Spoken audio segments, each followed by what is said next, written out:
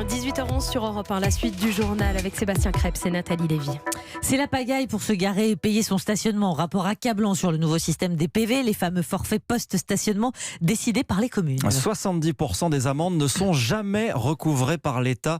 1 milliard d'euros de perdus. Aude Leroy, bonsoir. Bonsoir. Le défenseur des droits s'est saisi du sujet. Il dénonce un système kafkaïen. Oui, alors par exemple, impossible de payer son stationnement en monnaie, ou alors il faut payer le forfait post-stationnement avant de pouvoir le contester. Alors c'est tout ça que notamment le défenseur des droits dénonce dans son rapport. Il y a aussi par exemple la réclamation qui se perd dans les méandres de l'administration. Alors du coup, des personnes parfois en difficulté financière et dont la voiture a été par exemple volée se retrouvent à payer des sommes astronomiques.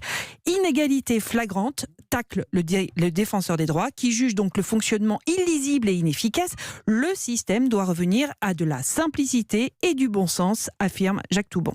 Ce qui a coincé, c'est que je pense qu'on a remplacé un système intelligent par un système purement technocratique et notamment on y a introduit bien entendu une dose très importante de dématérialisation, une dose très importante d'électronique. On a introduit naturellement des complications ou des impossibilités même pour beaucoup de personnes.